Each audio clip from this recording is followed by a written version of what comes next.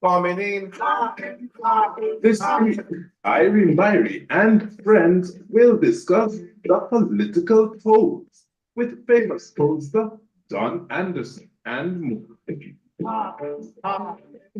About January of 2023, none of the polls that I did had the PNP within touching distance of the significant party. The average gap between 2016 and 2022 was about 12 percentage points in favor of the GOP. Right? Then from January 2023, we had a net situation.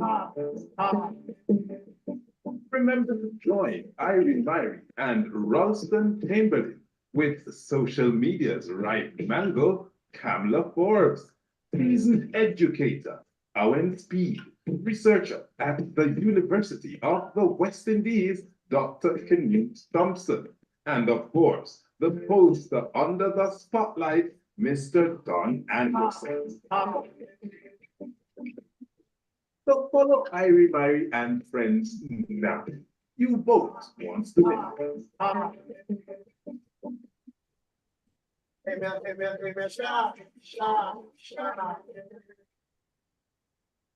It's that time again when we welcome you to another show in series 4 of the Irie Myrie and Friends show.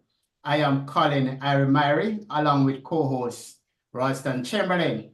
It is indeed our pleasure to have Mr. Don Anderson, a market researcher who is the CEO of Market Research Limited.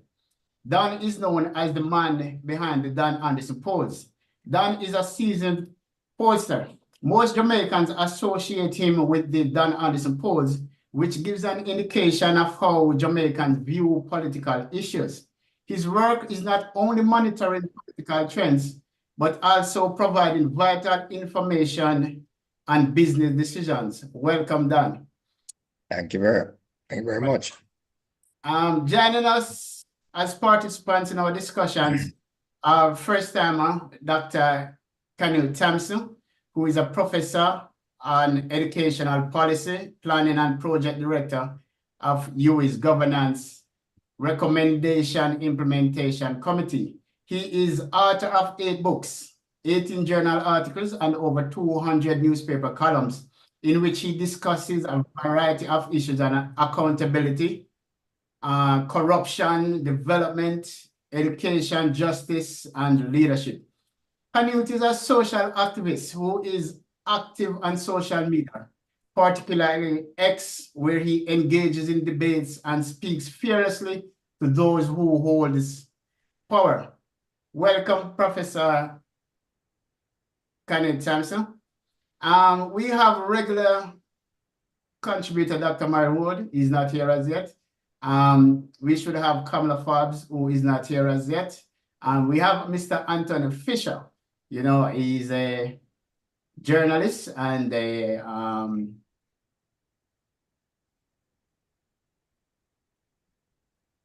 media practitioner. You know, Mr. Owen Speed should be here. He's not here as yet, but we will. And last but not least, Commander Lade Bennett.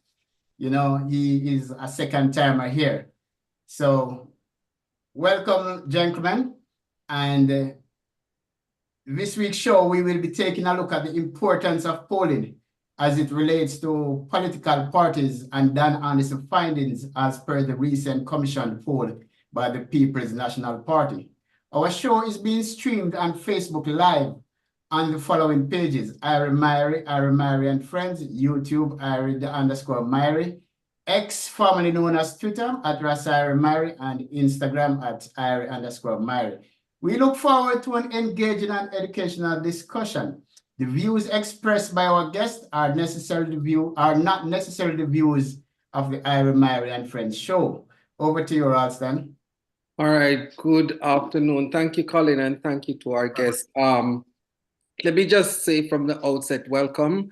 And this show is going to take 2 parts because we have Don here and we want to get as much information from him as possible to clarify what is out there in the public domain. So Colin and I are going to put some questions to him and get some answers.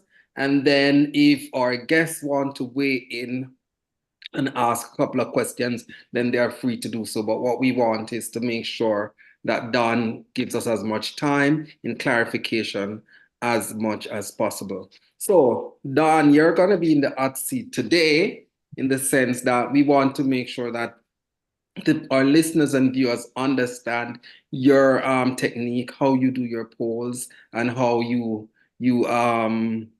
analyze the results. So you have indicated that you have been doing polls for several years, and in your article this morning in the Gleaner, you stated that you've gone into political field since 1989, and by my calculation, that's about 45 years ago. If you could explain to our viewers and our listeners what could be the rationale in your mind why parties seem to get so irked up and so worked up when the poll is not in their favor. All right. Thank you very much for having me on your program, and I welcome the opportunity to talk, because for me, it's always an educational moment as far as I'm concerned, because I think a lot of what is driving the kinds of comments that you hear to a large extent is lack of awareness of the importance of political polling, but also it is very clear that historically, when you produce a poll finding that's not in favor of one party, then the other one, that party cries foul and say, no, and tries to discredit the polls, as if by carrying that kind of agenda, they're likely to gain more support for themselves. And I don't think there's any empirical data anywhere to suggest that discrediting polls attracts anybody to you. As a matter of fact, nowadays, people are now becoming quite wary of and understand fully when parties cry foul and blame it on anybody else except themselves, because to a large extent, when a party is trailing, certainly in my polls, it means that's precisely what is happening in the environment. All right. Now, I just want to use a minute and say that you're right. We've been in the business of market research since 1975. That's about 49 years, right? Yeah. And in 1989, we were encouraged by Edward Seaga to get into political polling. We were doing some work for him for the Bustamante Institute of Public Affairs. So Mr. Seaga was the one who actually pulled me into political polling. And since then, we have done work for both political parties. In the 2016 election, probably that epitomizes best of all the point I'm making, because we did an equal amount of work for the People's National Party and the Jamaica Labour Party through Mr. Seaga. We're talking about maybe 20 national polls and about 55 constituency polls during the 2016 campaign.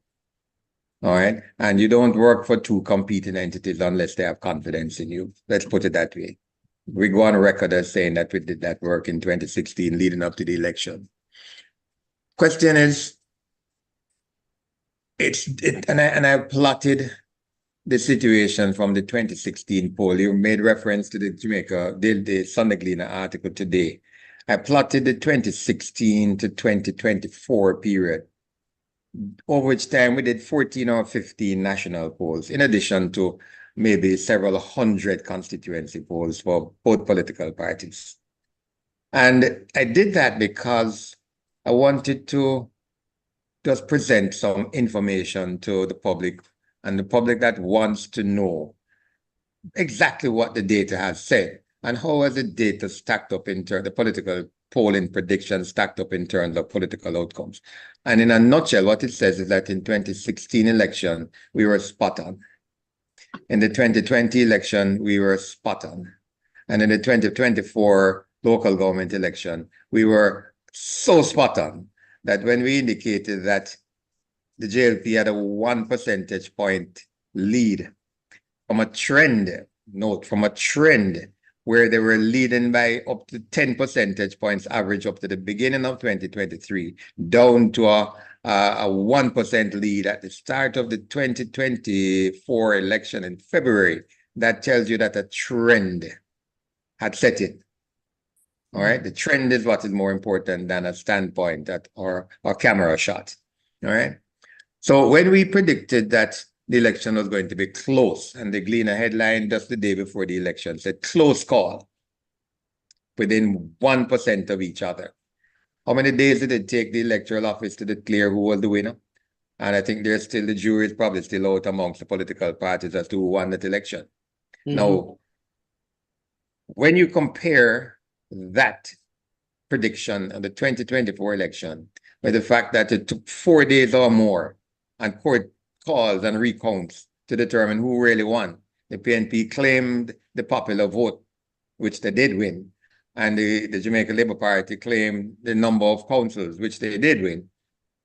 That's 1% within a margin of error, plus or 3%. That's an absolutely dead-on, spot-on, accurate, completely reliable piece of data. Yet, we come out with a poll, 2 months later, 6 weeks later, and I make the point in today's Gleaner that the PNP were smart because they saw the trajectory, they saw the momentum and said, let's do a poll right away to find out what is happening 6 weeks after the local government election. And true to form, as some ministers have asked me, how can the thing shift from 1 percentage point in February to 7 percentage points 6 weeks later? It's not that. It is the trend from where they were a year ago, 12 percentage points behind, to 1 percentage point behind at February, to plus 7.8 percentage points. It's a trend. And the trend data is really what is more important than a snapshot at a point in time. Let me pause there, and I hope that I've given you an umbrella perspective of the situation. But lastly, I made a point in the article this morning that, you know, the political polls are loud for obvious reasons. It's public knowledge.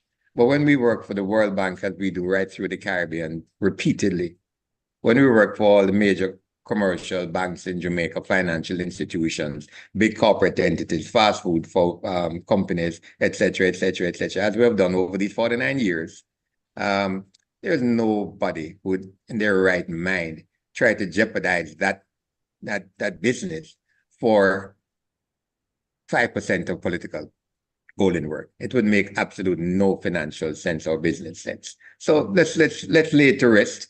I hear all the criticisms about it being contrived and so on. We'd be absolutely foolish and stupid, apart from unethical, unprincipled, and unprofessional, to ever think about doing anything except presenting data as we find it. But the trend explains that 7.8 percentage jump with the People's National Party in the recently concluded April 4th to 12th poll that we did. It's not a thing out of the blue. It's a continuation of a trend we set in by the beginning of 2023, where the PNP became far more competitive compared to that average of 10, 12 percentage points behind for 6 consecutive national polls over 6 years. I hear, let me just follow up before I hand over to Colin, because I hear you make a lot of emphasis on trend. What would you say is driving that trend? Is it that the PNP has a message that is resonating with the people? I think there are a number of factors that are at play right here.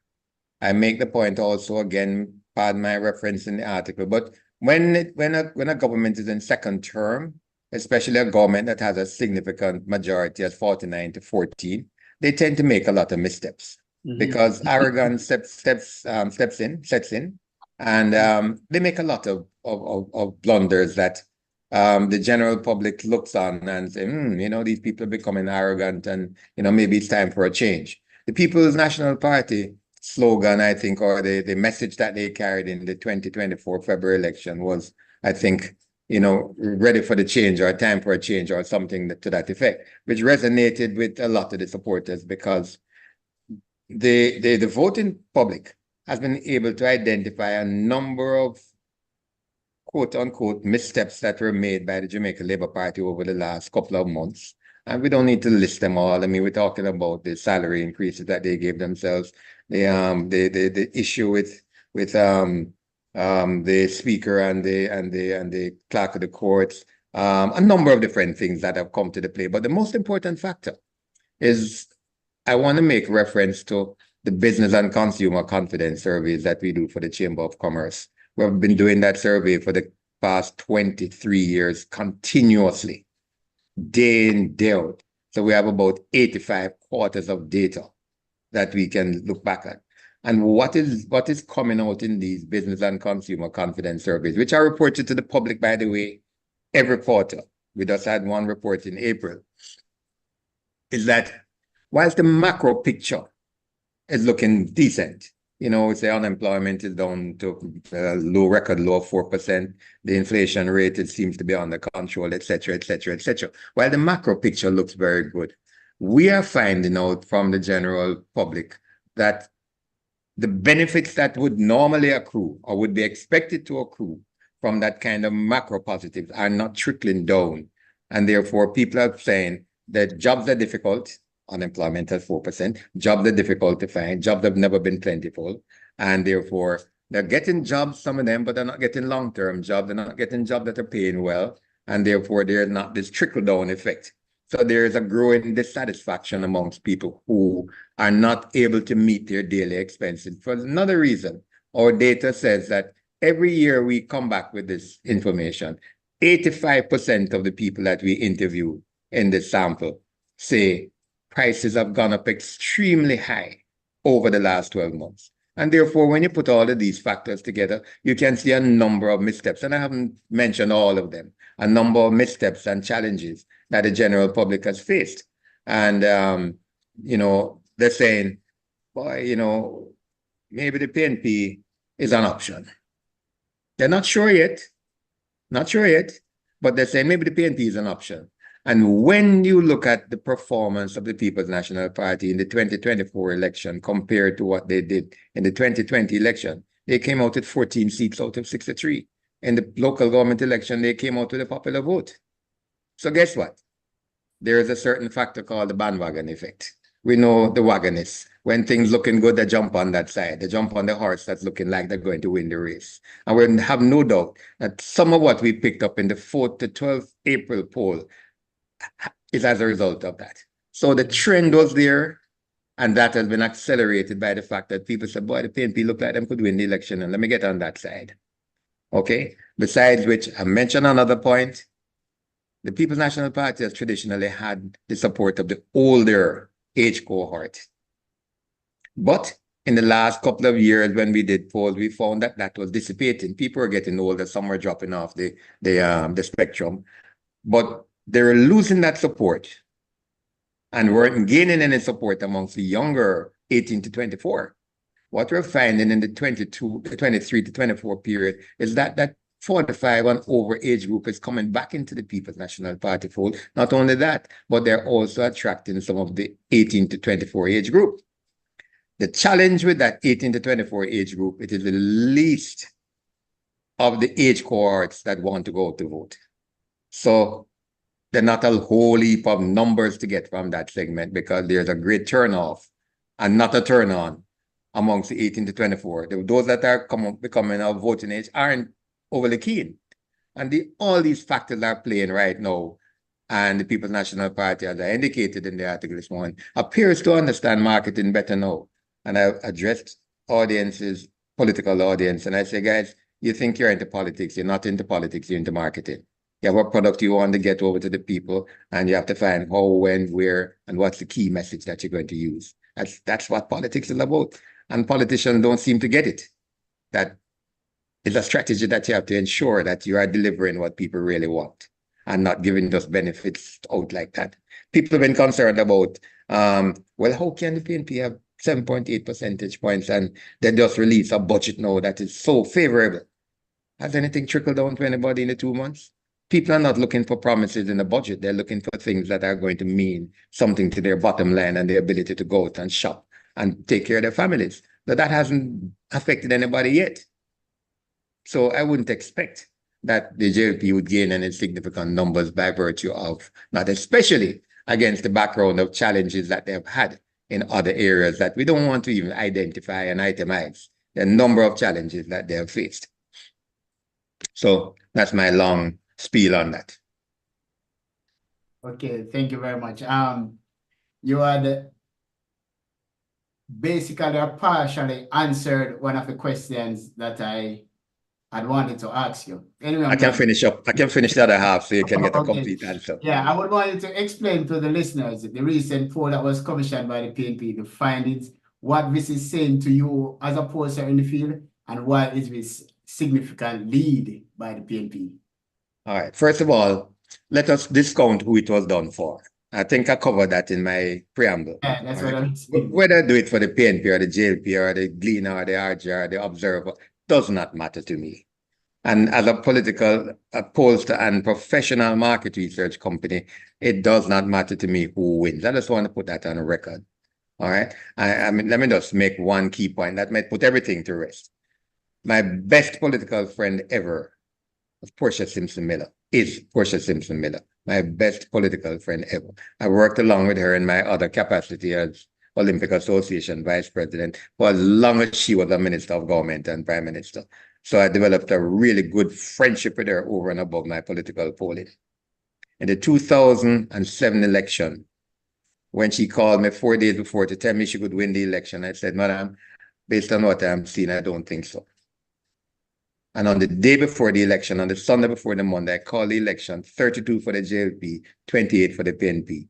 Portia was, still is, my best political friend. I saw it 32 for the JLP, 28 for the PNP. I called it that way on national CVM television. And on the night of the election, the results were JLP 32, PNP 28. What more can I say? Right, son? Okay. All right. So the 7.8% is a continuation of a trend we set in from the beginning of 2023, when that 11 percentage gap going up to 16% in 2020, when they won the 49-13, 49-14. It went up to 16 percentage points. The JLP was 16 percentage points ahead of the PNP in July or thereabout 2020. That just said right away, this is a total washout. And sure it was. 2 months later when the election was all 49-40.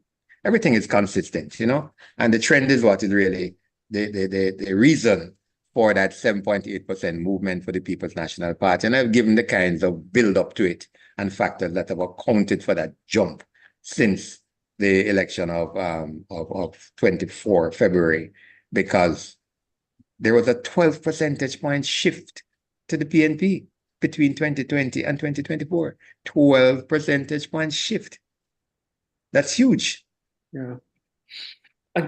I want you to just explain, because part of, as you indicated, part of our discussion is to educate people on how polling is done. And what I want you to kind of explain to our listeners is, how do you go about choosing your sampling? Where do you go? I hear people saying, oh, nobody asked me anything. How would come they do a poll and nobody asked me? I didn't see anybody.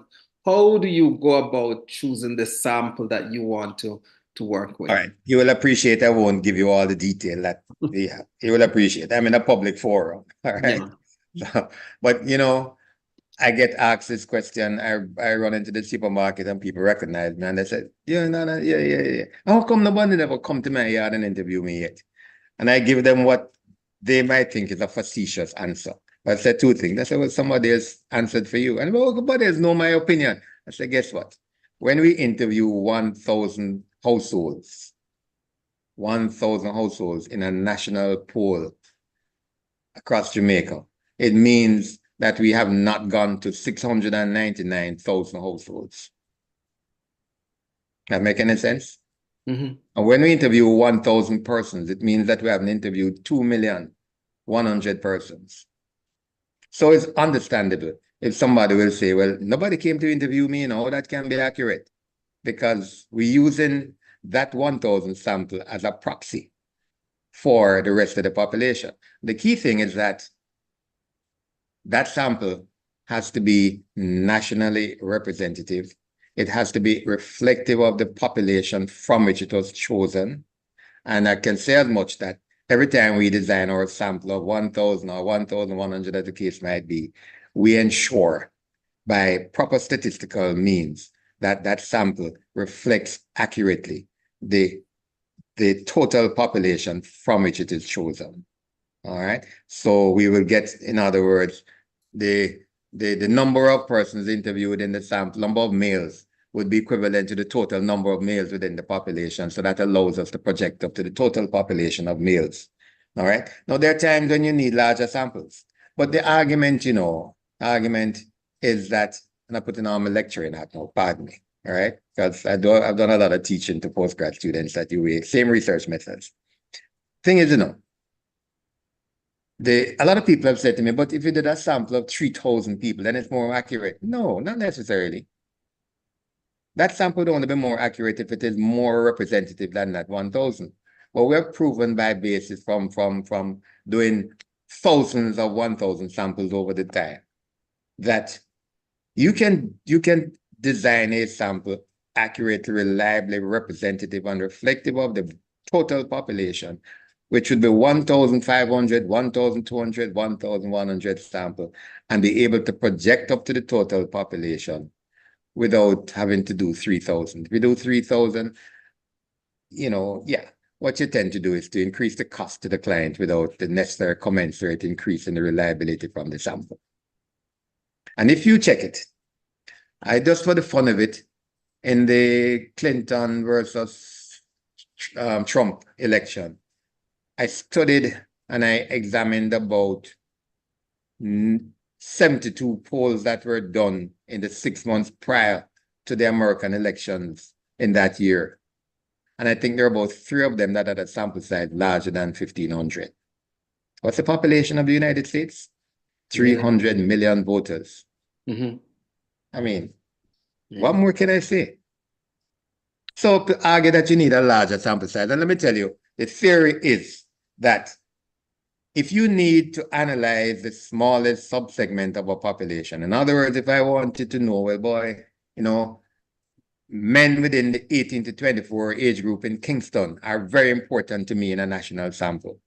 Then when you get down to that micro level and you want to get a good enough base to analyze men who are 18 to 24 in Kingston, you need a larger overall sample for you to get a large enough number of men in that age group to be able to project it.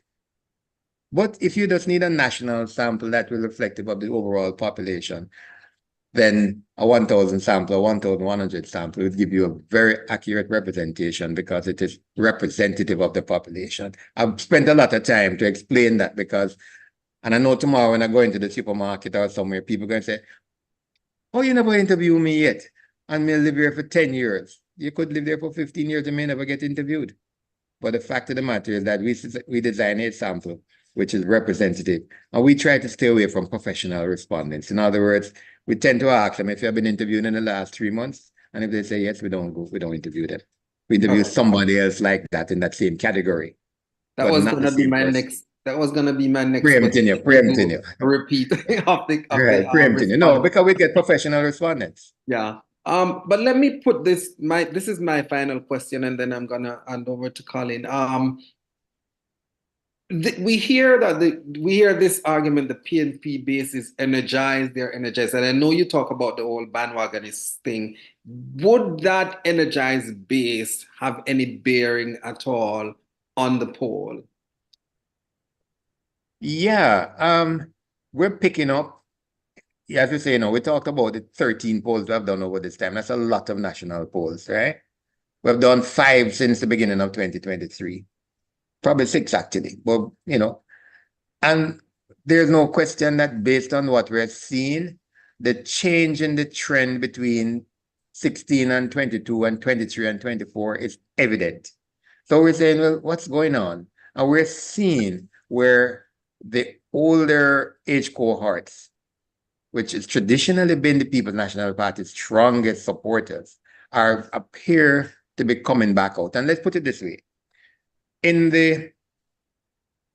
Between the 2011 election, whatever it is, 2012 election and the 2020 election, right? The People's National Party lost, I use that word advisedly, lost approximately 170,000 voters Now, this is very important piece of information for those who really want to analyze the data carefully. In other words, in the 2020 election, 170,000 people less voted for the People's National Party than voted for them in the 2012 election. All right? Now, what happened to the Jamaica Labour Party in the same time?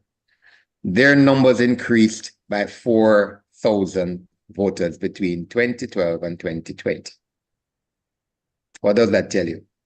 That the difference between the outcome of the election in 2020 and 2012 was that a whole vacuum of support fell out of the People's National Party's bucket. Mhm. So it's not that the Jamaica Labour Party increased its voter count so much to gain 49. It was that was huge segment, like almost 30% of those who normally voted for the People's National Party dropped out between 2012 and 2020. And that is what created that 49-14. Now, I think they're smart enough, and this is why I make the point that they seem to understand marketing better nowadays. What it seems as if they've been doing is actually trying to pull that some of that support back into the fold.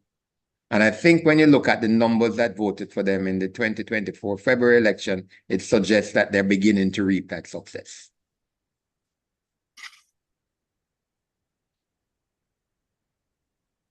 Or the success from those efforts. Colin, You muted, Colin. Okay, here. I was just gonna say that you talk about 170,000 from 2012, but just saying that in 2020, it was 127,000 or something like that, you know, almost 130,000 that did not turn up in 2020. That's correct. That's correct. You know? I mean, you know, it's a whole heap of dropout from there. Now, what is happening? You notice, you know, that even though the voter turnout average was lowest ever, 29% in 2024, actually more persons turned out to vote in the 24 election than did in 2020 election, or thereabouts, you know? And what is important to note is that the People's National Party got the majority of that vote. Yes.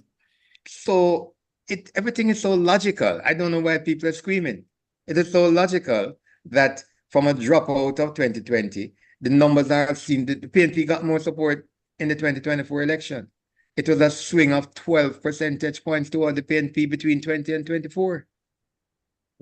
So the 7% gap that you see in 6 weeks after, in a strategically timed poll, is just a continuation of what has happened, which is a pulling back, a coming back to the fore of a number of supporters who did not turn up in the 2020 election. Okay, thank you very much. One more question for you. I know you sometimes you touch on, you answer the questions, you know, in your comments. Preempted. Yeah. So I want to know, in your article in the Gleaner today, you concluded by saying that it appears that the PNP is better appreciating the importance of marketing. Explain to our listeners what you meant by that. Well, first of all, let us go back to the 2016 to 2022 period. Absolute chaos, right? For the People's National Party. Chaos. I mean, they had multiple quarrels, dissensions, competition for positions, leadership challenges, all kinds of things that disrupted the perceived unity of the People's National Party.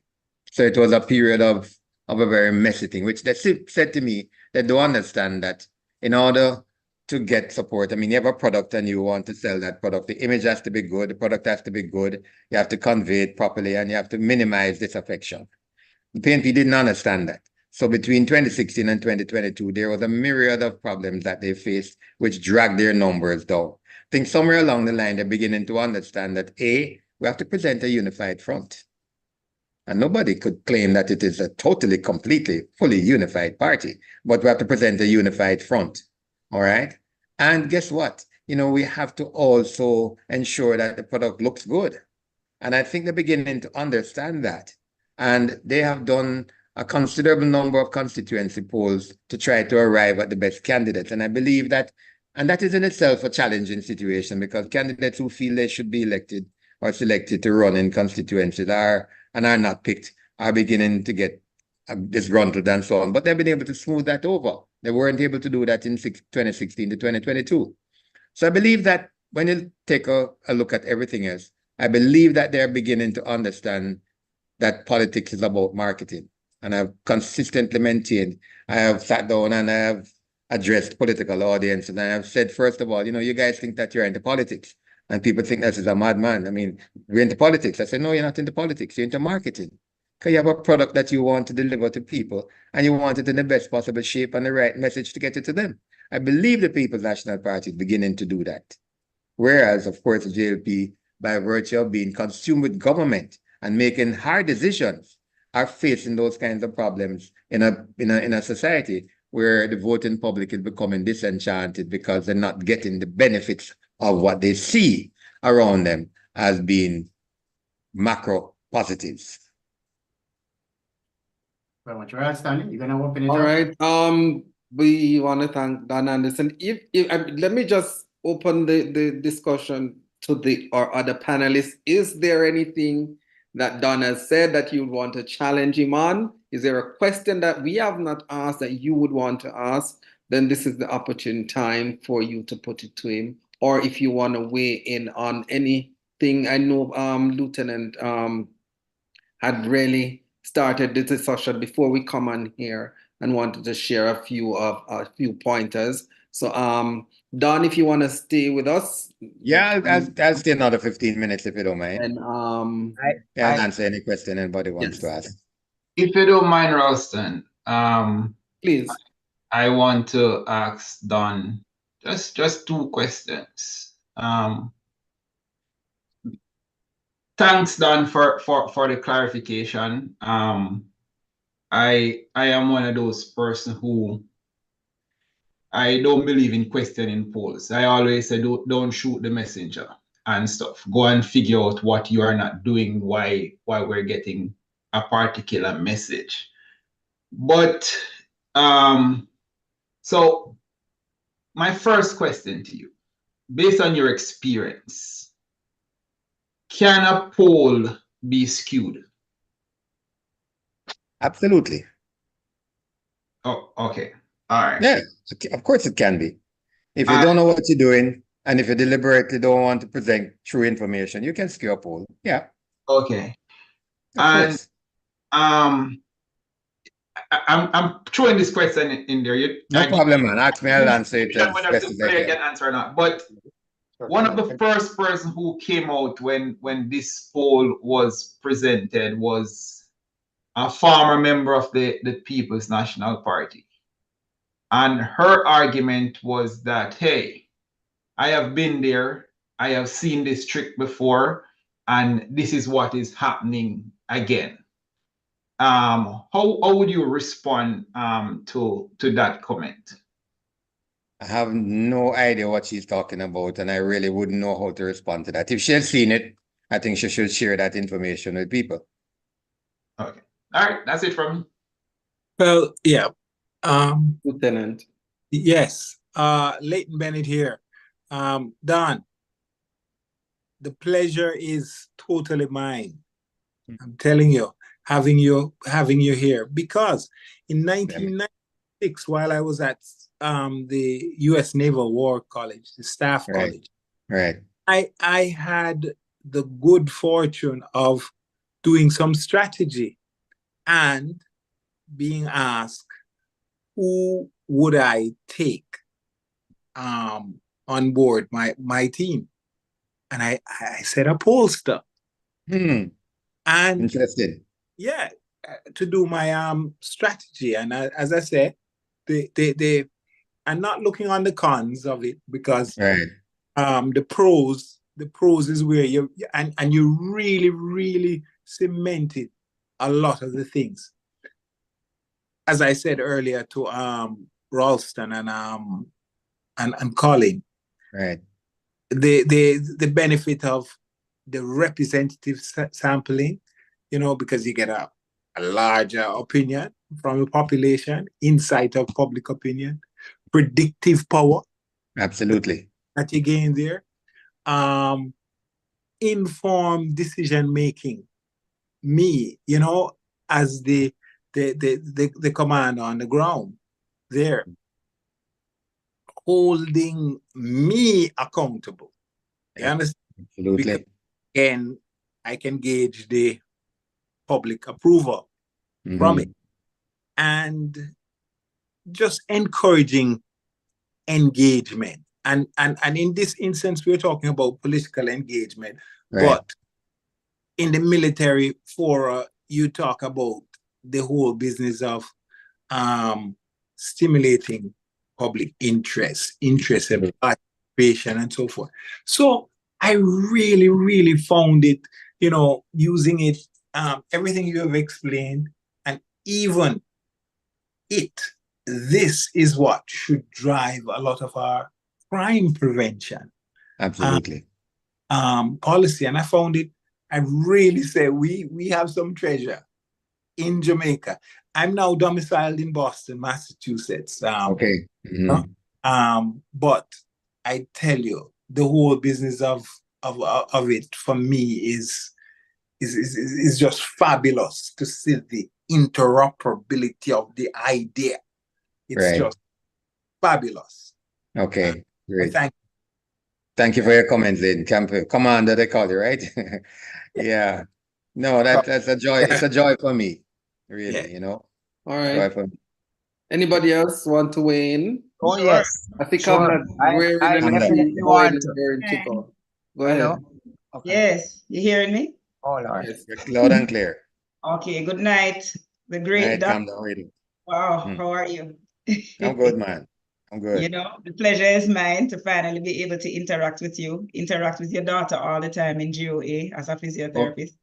Okay. So you wait until after I leave the GOA to do that? Yes, but you interacted with my mom, Marcia Swire-Forbes. Of course. Oh, yeah, she was on several of my teams. What you all don't know, folks, I was the chef de mission for 5 of Jamaica's Olympic teams with Usain Bolt and all those people. That's the pleasure side of my life. But that's for another discussion. So just as Karen has taken over from you, I have taken over from Marcia. Clearly, please tell her hi for me. Definitely. So it is my pleasure to interact with you. You know, I marvel when I see politicians on both sides question pollsters, especially a pollster of your ilk. I mean, I grew up hearing about the Don Anderson poll, and my father reveres you. My father is a demographer by profession.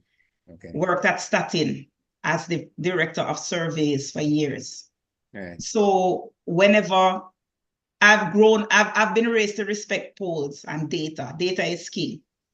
You know? So the fact that the party that I support has finally decided to actually respect the data and to be driven by data is basically heaven for me.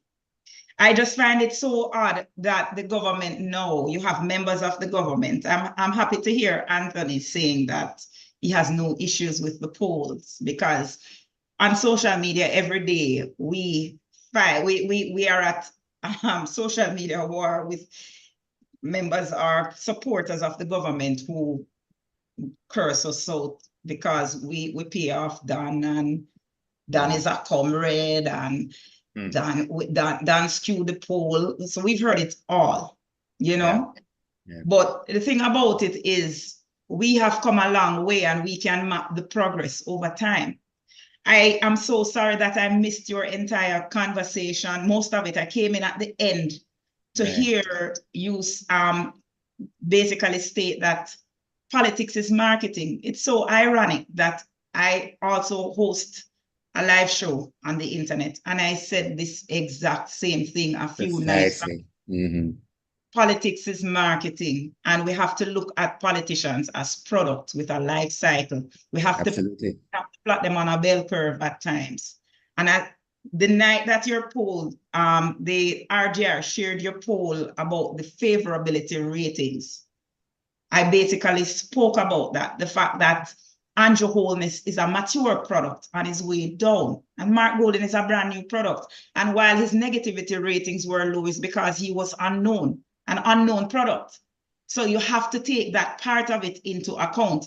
And now you have to find a way to change the strategy in how you market Andrew Holness, because it's a different type of product now overall.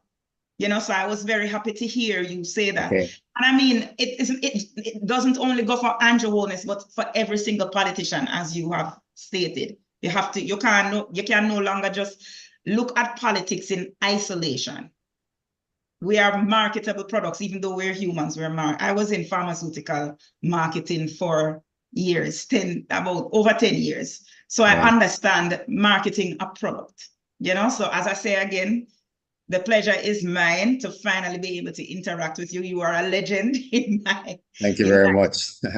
Yeah, you having this program again tomorrow? Come back, you know.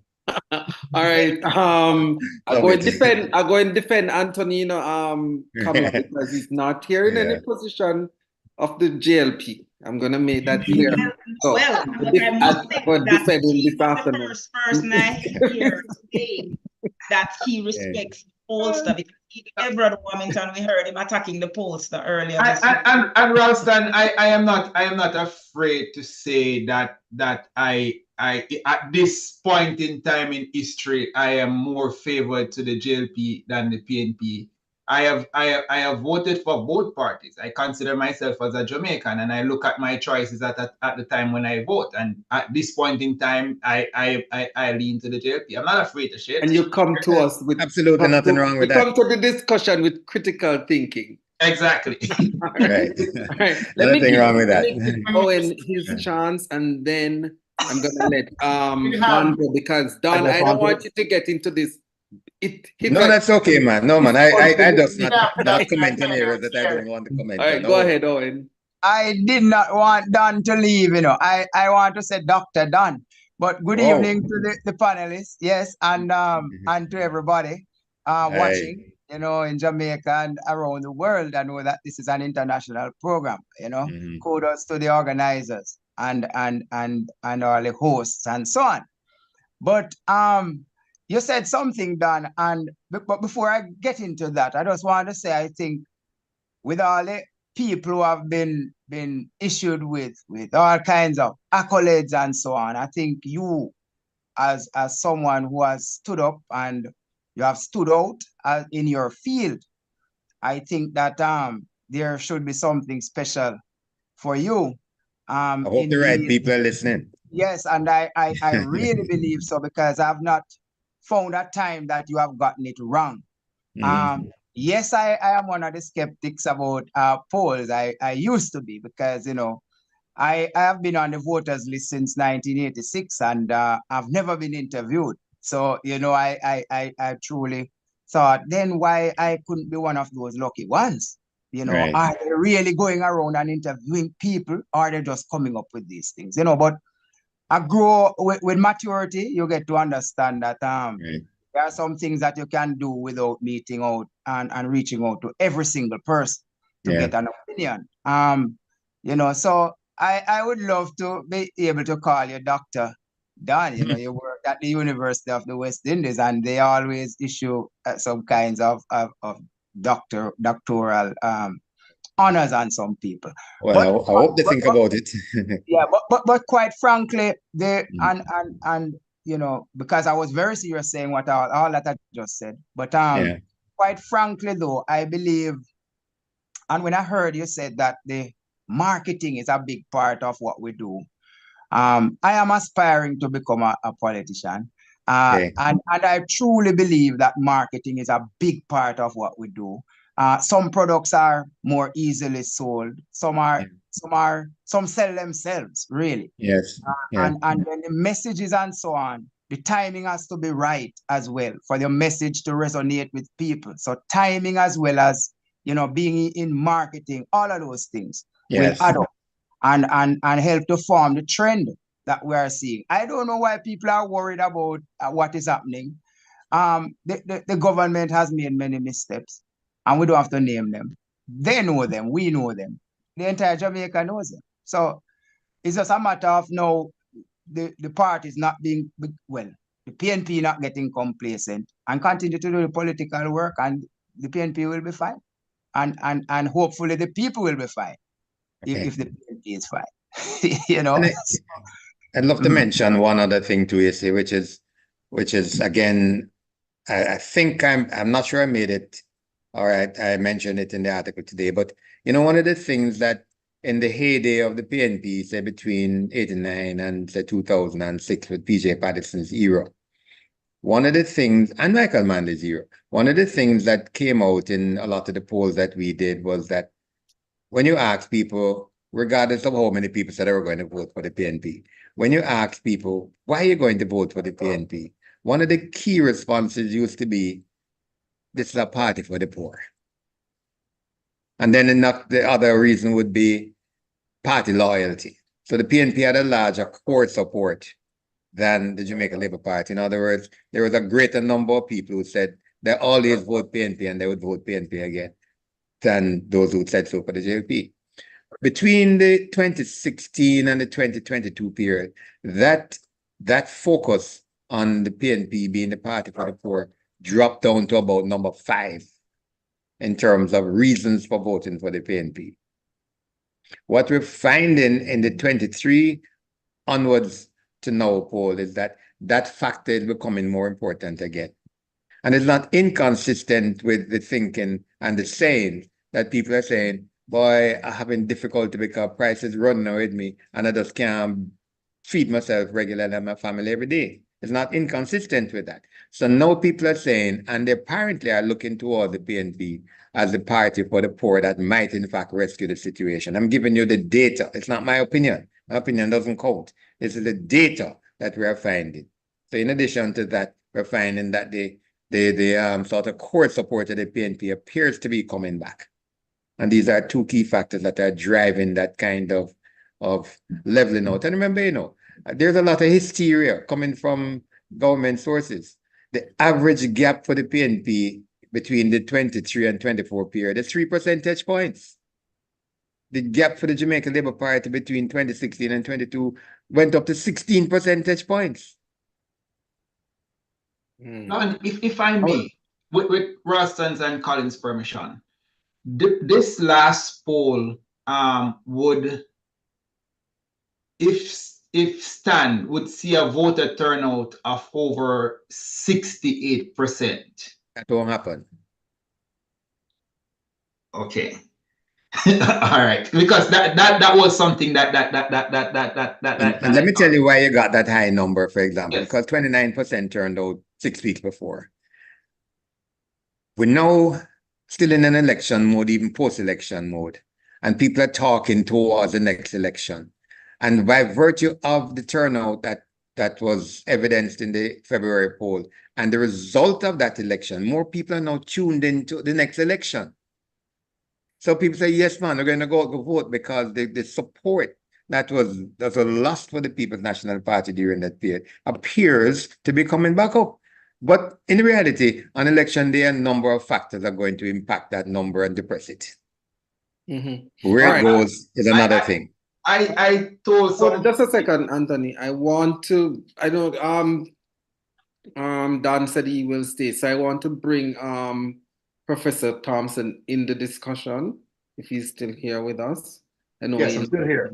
Okay, so I'm gonna bring you guys into the discussion. We're now going to go into the cut and thrust of the back and forth. So I'm gonna go around and ask. Hold on there, Russell. I think I see Dr. Canute in the room. Yes, you know, I just acknowledge. Yeah, could you acknowledge him and you know? Yes. Thank you. So let me ask, I'm going to ask each person and just go around. I'm going to start with Professor Thompson. Your impression, what is your takeaway from the recent poll that was done by Don Anderson? All right. Thank you very much and good evening to everyone on the call and to your listeners. I made a tweet or post a couple of days ago, might have been yesterday or the day before, which read to the effect, few things are more beautiful than a person with dexterity and skill who carries out their craft with expertise and remains humble throughout the execution of those tasks. And Don Anderson is for me one of those persons one of those professionals whose work is whose work is a piece of beauty. It's artistic and scientific at one and the same time. Thank you so very much, Prof. I really, really am humbled by those comments and appreciate them heavily, really. You're most welcome, sir. I've looked at I remember after the February 2016, sorry, not February, the February this year, I said that you were not right. You were bang on. The day before the election, you said that there was a 1 percentage point difference, and that played out in the results. Exactly. The same thing in 2020. You said that the PNP was behind by 16 points, and the results showed that. In 2020, this was 2016, the same thing. 2007, the same thing. I don't know how much more right you can get if you get the numbers right to the last T. 32-28 called before the people's out to vote cannot be any more act. You can't say that's right. You said that's bang on. That's on target to the last letter. So I have a lot of respect for you, sir. Not because Thank you very much, Prof. Thank you very much. You know, the 2017 election was one of the toughest decisions for me, you know. The toughest things to communicate, I can tell you that. Because as I said, I was at Commonwealth Games with Prime Minister Portia when she was Minister of Sport, really good friend of mine, right? And I mean, there was a lot of respect for her, etc. And when she told me the Thursday before the 2007 election that she's going to win, I said, boy, PM, I'm not looking that way to me, you know, right? And on the Sunday on CBM television, I was pressed by Garfield Burford. I said, Garfield said to me, you can't dodge this thing anymore. Election is tomorrow. You have to call it now. When I looked at all my data, I said the JLP is going to win 32 seats to 28. That's what the outcome was on the next night. Now, when I say that was a tough decision, I say it against the background of the relationship that I have with Portia Simpson Miller. Okay? She was the Prime Minister. And when she called me the Thursday to say what it was looking like, I told her I agreed with much of what she said, you know, but some areas I'm not seeing the same thing that you are saying. Devil's advocate, though, Don. Devil's advocate, they might say that because you call it the night, you got the last minute voters to go over to the JLP side. The people who would make up their minds late in the day. No. I mean, it could be said. It could be said, but that's a devil's advocate. I mean, no. I mean, it was such a close election. Let me tell you where the bandwagon effect comes in. When a party seems to be so far ahead that they're not going to lose, and you say they're going to win by 17 points, that's when the bandwagon effect comes in. In a close election, no, it doesn't impact that. Trust me. I agree. Doesn't. Yes. People go out and vote exactly what they think because it's too close to go jump side. Next thing they jump is like when you're in a line in the bank and you say, boy, this one look like it take a shot. I'm going to go over this one. And the one that you leave is the one that move faster. It's faster, yeah. You know what I mean? No, that don't happen in a close event. Not at all. Yep. May I say two other things then in answer to your earlier I cut you. question, then sir. I think it is a testament to the discipline of a scientist that he or she, in this case a he, Don Anderson, exercises such diligence and humility that you find it necessary to, you wrote an article earlier this year, in a similar vein to this one, where you're seeking to bring the public into a better understanding of the craft and science of your work. Some scientists I know will say to the skeptical observer, go to hell if you want to understand, you understand. But you take a different approach. You say to the public, let me explain to you in detail how I do my work. And that only builds credibility. And that there's a lot of lesson in that for all of us. That the scientist knows his craft, but more importantly, the scientist cares about people's thoughts and concerns so much that you take time to explain. Which reminds me of something an author said some years ago. People don't care how much you know until they know how much you care. And I think that is an important leadership quality that you're demonstrating. Thank you very much, Prof. Thank you very much. Yes, the other thing I would say very quickly is that I make it known that I'm a supporter of the People's National Party. I'm very critical of the party when I find it necessary. But if I were to advise the PNP, as I would advise the JLP, is treat this poll as a wake-up call. In the case of the JLP, you're behind. In the case of PNP, work as though you're still behind. Because in September of last year, I think, was a poll, the PNP was 3 points ahead, wasn't it, Don? Yes, you're about, yes. Right. About. And by February, the JLP was 1 point ahead. Fortunes change. All right. Absolutely. And so I believe that it is foolish for any political party to treat polls, particularly polling done by an organization that has a credible track record, to treat the polls as being voodoo or bought out. And as you have kept on saying, I mean, with I think political polling accounts for less than 10% of your work. That most definitely. Yeah. So why would you go sell out the integrity of your organization when you have 90% of your clients who rely on you for scientific data to make major marketing decisions for the firms? So I would say to anybody listening, treat these polls as a reflection of the reality on the ground as at this time. Right. Thank you very much. Thank you, Professor Thompson. Thank you very much, Prof. I want to hear your impression of the poll. I know you're not rubbishing it, but what is your takeaway from it? What is it saying to you? What, as a supporter of the JLP, what would you say to them in analyzing the poll? So let me preface this, my comment with this.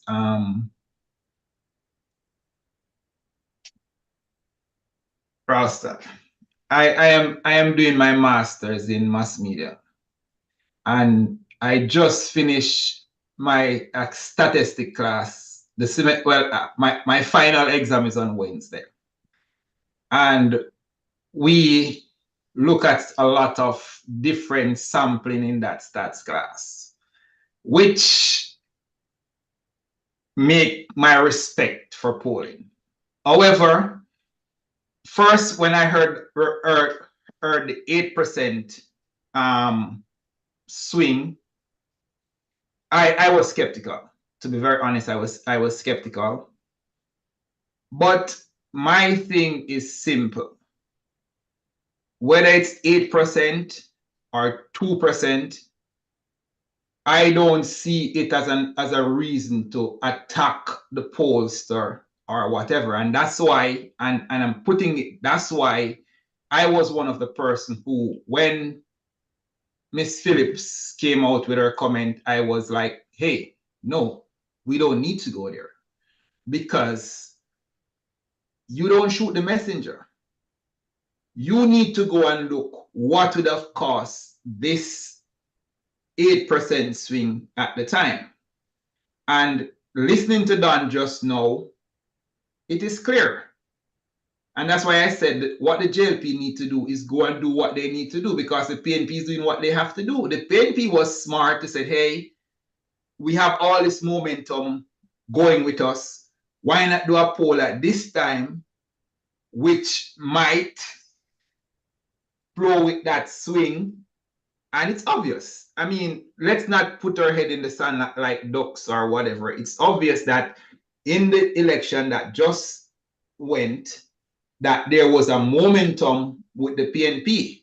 There was a lot of factors. The PNP has been campaigning for over 2 years before and stuff, while as we can admit that the JLP was there not doing anything, making mistakes in government and all of that and stuff. So the people are seeing the PNP out there and getting promises and whatever and all of that bear into the local government election.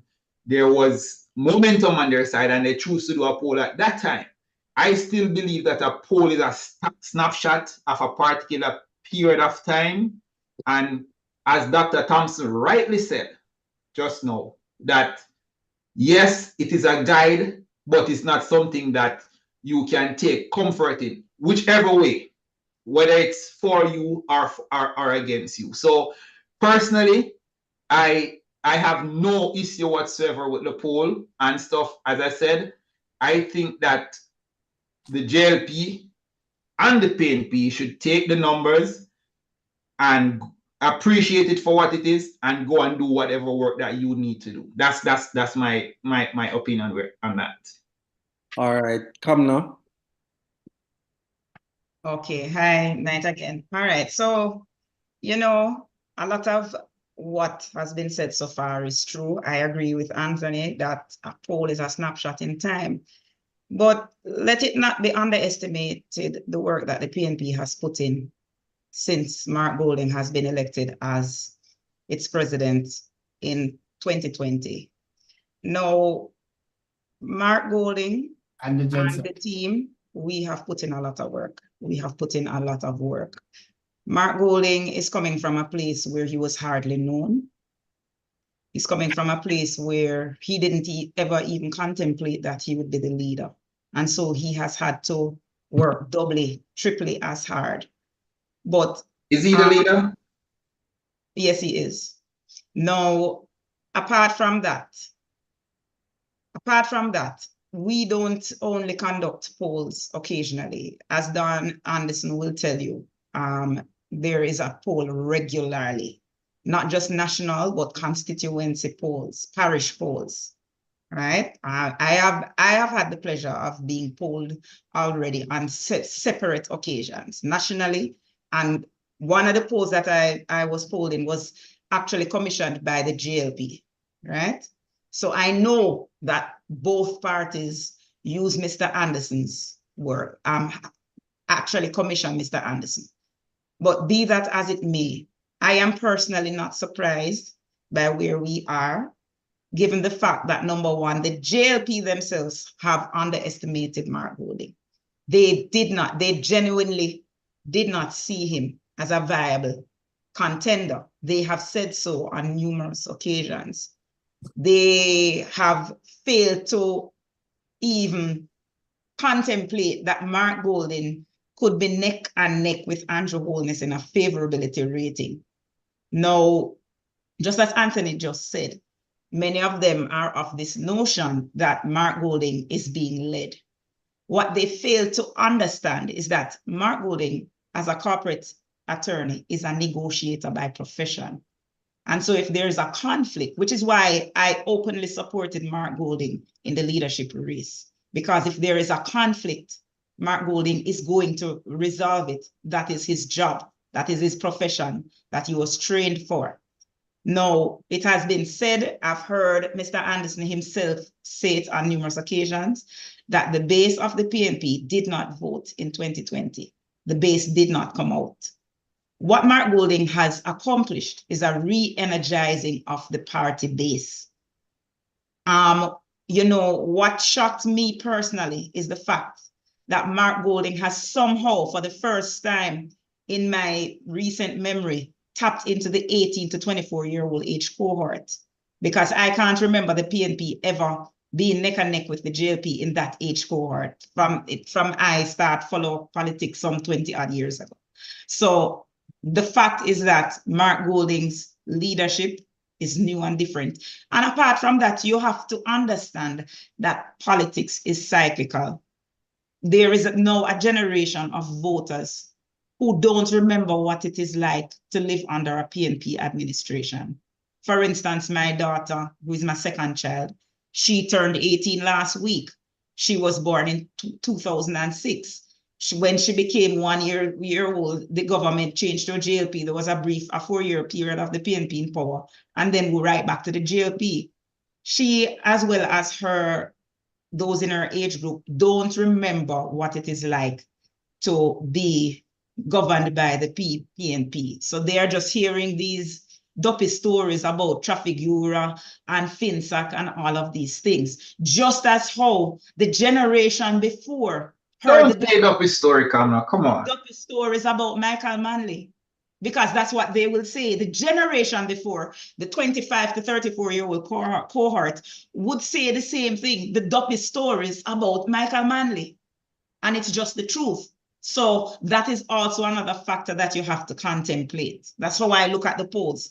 But I think that it's high time as political activists, we look at the polls objectively and leave the emotions out of it. Because as you rightfully said, Anthony, a poll is simply a snapshot in time. And the important point to make is that we have to track the trend. Right now, obviously, it's momentum PNP. We just have to keep up exposing Mark Golding. I've said on this platform, this is about my 4th time here. I've said on this platform, to know Mark Golding is to love Mark Golding. And there is danger to the GLP in Mark Golding becoming more and more exposed to the populace. Because once Mark Golding becomes exposed to about 50% of the population, it is going to be all over for the GLP. I can tell you that. All right. Sorry, I'm gonna have to go. As you know, my show starts in 15 minutes. So, Mr. Anderson, the pleasure was absolutely mine. Dr. Pleasure was mine, Kamla. And please say hi to your mom for me. I will. I will. Yeah, Definitely. All right. Well, Dr. Thompson, take care.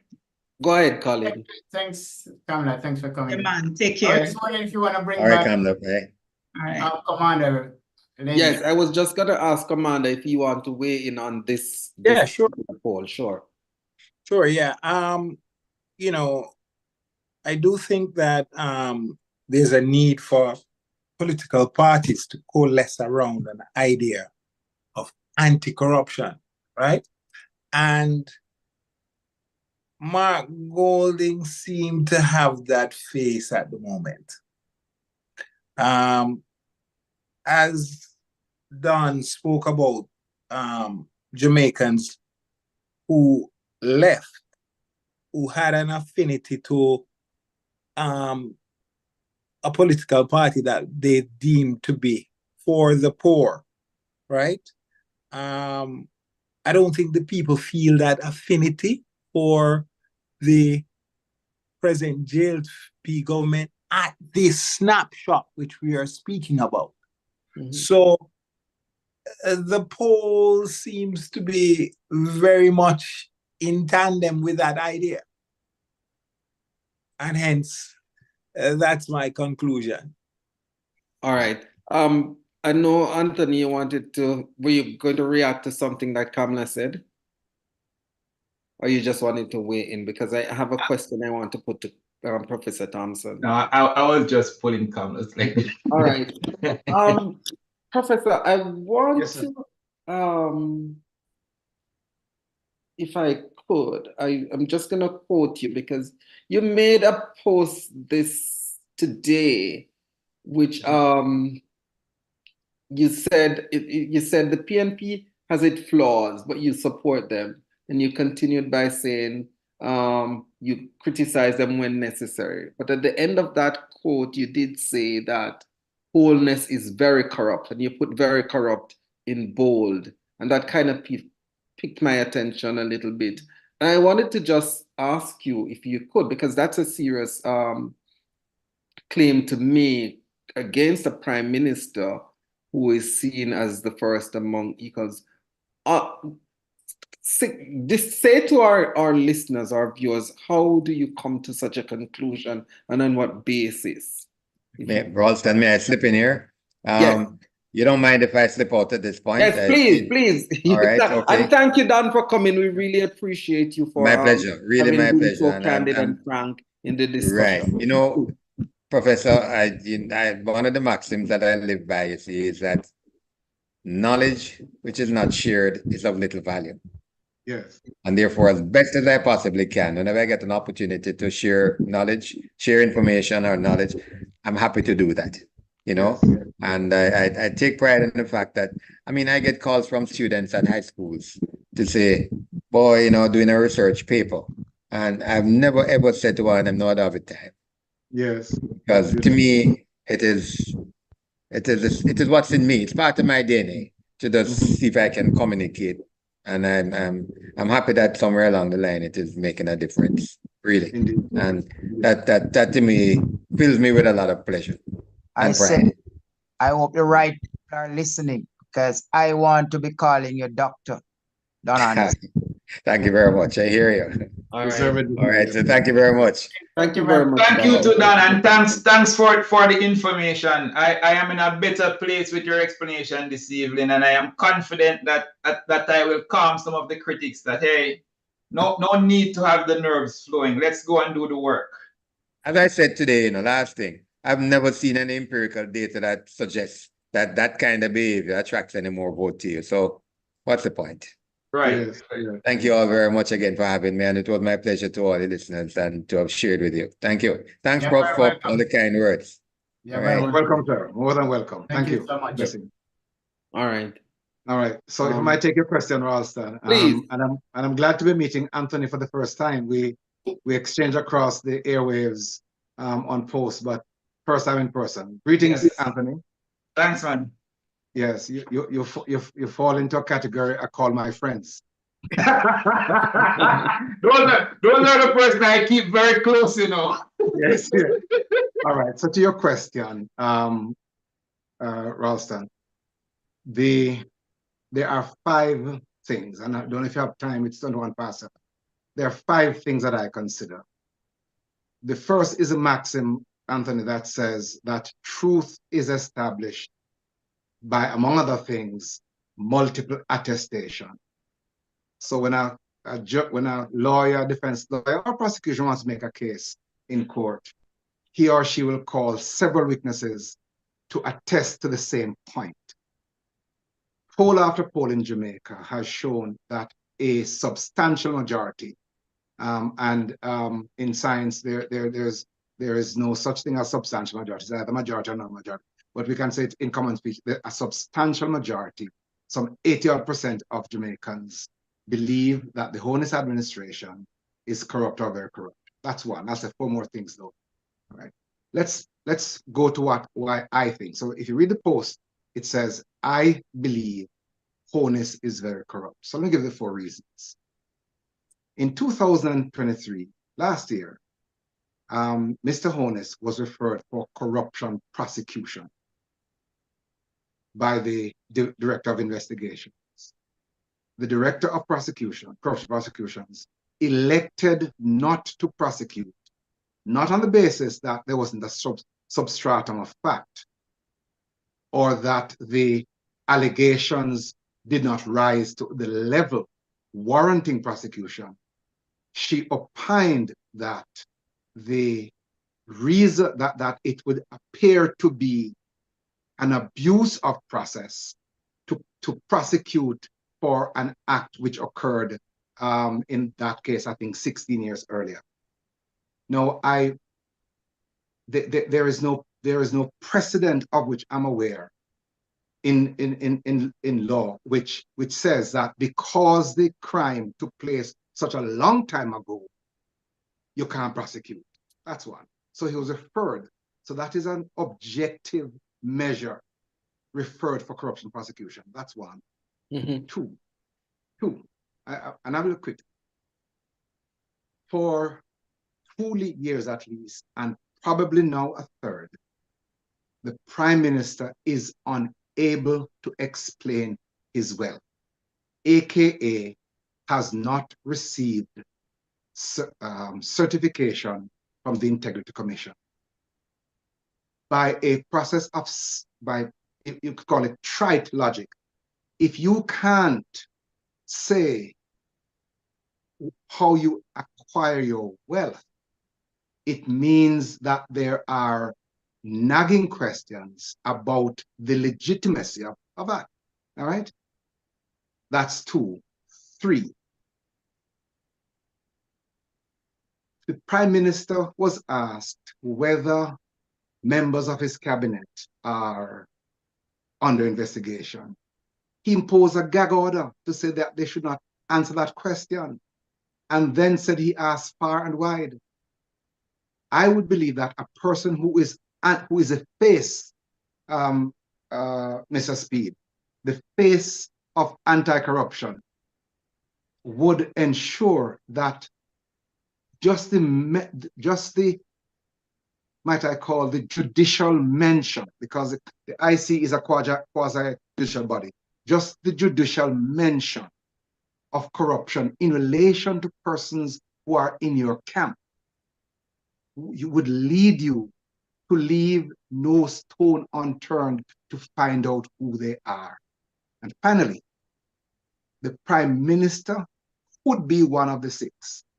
And he has, in my view, the duty and the opportunity to say to the country, I, Andrew Holness, am not under investigation for corruption. Illicit, that he has refused now for 10 months to say so, must say something. You have a duty to give the country the confidence that your own personal leadership and life are free from corrupt activity. Just say, I, Andrew Holness, I'm not under corruption, and has refused. Those are my reasons. All right, Anthony. Thank you, Rasta. You know I wanted to respond. I to know. Anthony, hold on before I respond. Do you mind me, Dr. Canute, if I play that clip? Do you mind? Go ahead. Yeah, just for a second. Go ahead. Yes, sir. Okay. It has become a political weapon, a political tool, trying to score points with the public. Public is very smart. Public looks out and say, you know, look at these people talking now. Look at what they did when they were governor. They were the same ones asking us not to say anything. And here they are now asking us to say something. We take a position that the law as it is established puts in place a gag clause. I don't like to use the term a gag clause. It seems as if there is something suspicious or something being hidden. But what it is a protection for due process. That's what it is. If there are any issues, then it is not for persons who don't have the full information or the power to investigate, to adjudicate. And that is why we have placed the power in an entity, in an authority that has the power and the access to the information to investigate and then report to the public. There is cause for concern or there isn't cause for concern. But this business of trying to try people before an investigation is not the due process of our jurisprudence. And, you know, the question is still going to be asked. Are there members of my party who have been written to for this crime of illicit enrichment? My straight answer is that I have asked as far and as wide. I have gotten a response from everyone, but as far as I have been told, no. People have been written to, as the Integrity Commission does almost daily. But I have not heard of anyone in my political party being written to for this matter of illicit enrichment. What has been done with each person coming out and saying, no, I haven't been written to? Who genuinely can say that they are telling the truth? Really? I could have asked and someone could say, no, I haven't been written to, because they may have not got the letter. The letter may have been sent somewhere and then they will come to me afterwards and say, you know, I didn't get the letter. In other words, this process is just political gimmickry that the opposition is doing. Let's be real. We built this process. They were a part of it. Let us support the process as it is and let it work. We have put several $billion into supporting and developing the Integrity Commission since its establishment. It is working. Everyone agrees there needs to be some refinement. For those people who are lobbying to change the law, I have no challenge with that. Democratic society, please lobby. But let us give context to the debate. The gag clause, as it is being called, is not without its merit. Due process is important. And there you have it. Go ahead. And the Prime Minister has not said one word wrong there. Not one word wrong. I mean, the Integrity Commission was established for a purpose, and we should allow the Integrity Commission to do its work. Dr. Thompson mentioned something that the Director of Corruption had said that she will not prosecute because of a time span and whatever. Let's bear in mind that the IC came under fire not only from the government but from civil society for incorrect information in regards to the Prime Minister and stuff. For that particular accusation. What incorrect information? What incorrect information? In terms of what they were saying that he was supposed to be charged for. Not correct. Hold on. I don't think the information was incorrect. I think what civil society, let me just correct, what civil society had an issue with was the fact that both reports were not tabled at the same time. The one for the charge and the one saying that we will not charge. So I think not that they were saying that the charges was incorrect, but that both reports were not tabled at the same time. All right, that's correct. Another thing that Dr. Thompson. No, but I think though, with respect, Anthony, you would need to respond to the fact that your assertion about incorrect information having been there. I yield. I accept Ralston's point. However, the other thing that I want to say is that isn't it that the Integrity Commission can write to the Parliament and say, these are the persons we are investigating at this point in time? Can they do that? No, sir. By law, they can't. They can't. The frame of their report is very the frame of what the report is very well defined. Once the report, let me just respond to your saying. Once our report is completed, they can write to the integrity, so they can table a report in Parliament outlining the facts of their findings and their conclusions. But to say that Peter or John is under investigation is precisely what the gag clause prohibits. But if I might just add this and then yield very quickly.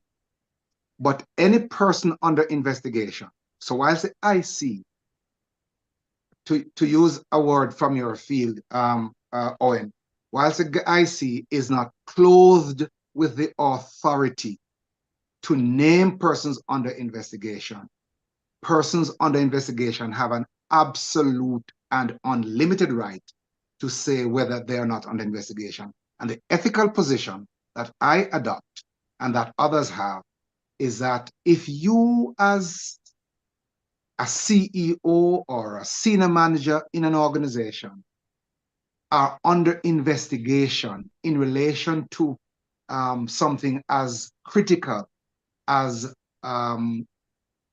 financial resources in your possession, in relation to that organization, which organization is now Jamaica, you have a duty to step aside. That is a custom and practice across every organization that operates under the ethic of responsibility and transparency. No, Kenny, I have to stop you right here. I have to stop you right here because that's how it operates. That's but guess what? I want you to tell me, both Kenny and Owen. I want you to tell me, under this JLP government, more persons who has been named, been corrupt or whatever, are either asked to resign or something. Under the PNP, that did not exist. None at all. No, Anthony. If that call blight, I can name you a lot, but we want to go.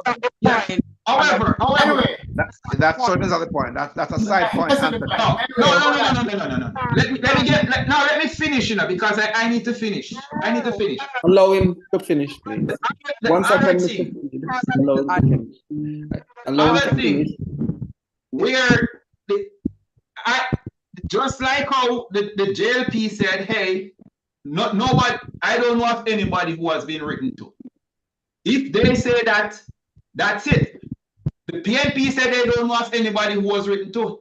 Oh, then recently we see what happened in the Dwayne Vaz case. No, hold on just a second. Let me correct 1 second. Hold 1 second, Owen, because when we have the discussion, I want us to make sure that we put the facts to the listeners. In the case of Dwayne Vaz, let us recall the Integrity Commission report spoke of 6 parliamentarians. It did not speak of ex-parliamentarian, which would indicate by any deduced reasoning that they are members of parliament sitting in the current parliament.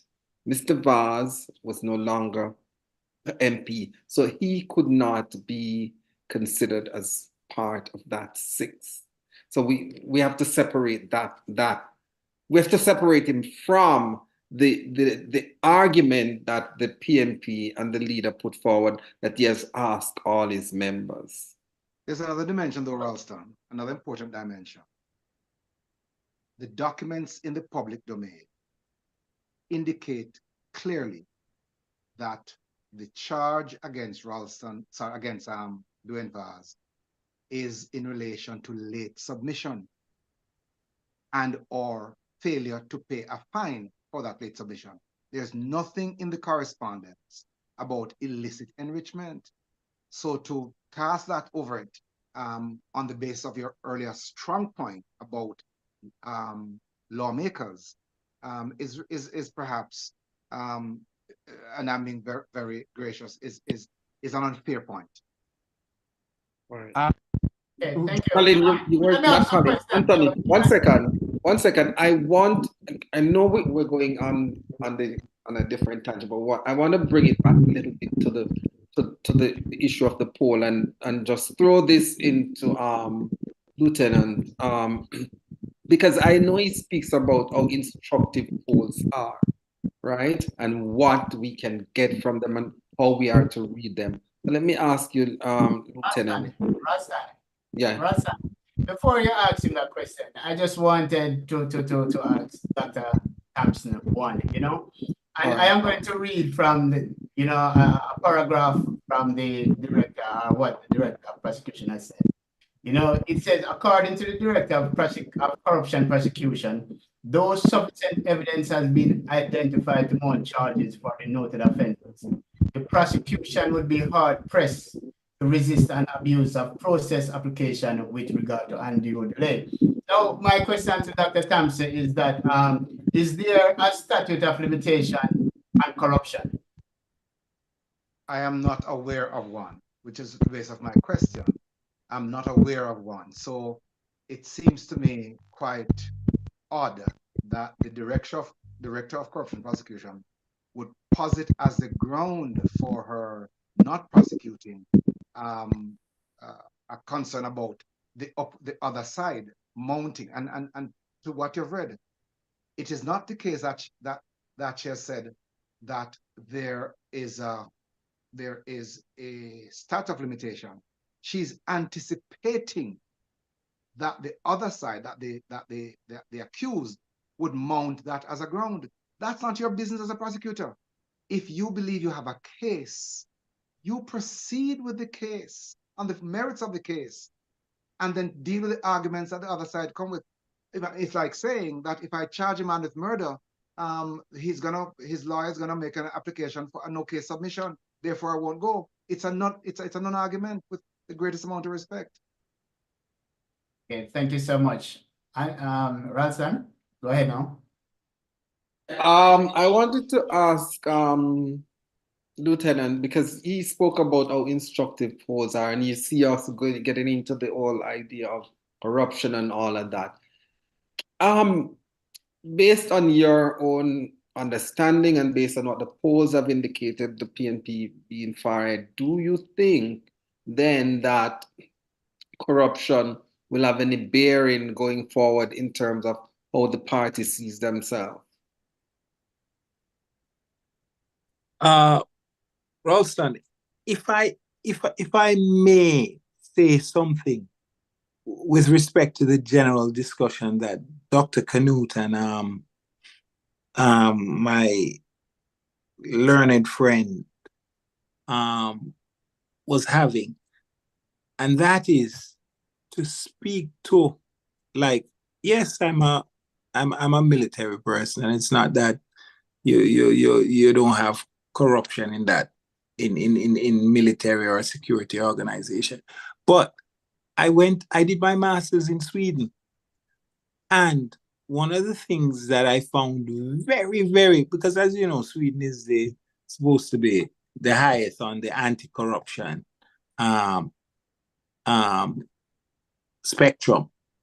And a Swedish politician took some baseball tickets. I think he visited America, and he was asked to resign. And one of the things that was said by a politician in the Swedish parliament, or whatever it's called, is that if something vaguely resembles corruption, it should be construed as such until the mechanics of it is resolved. But the people must set themselves aside.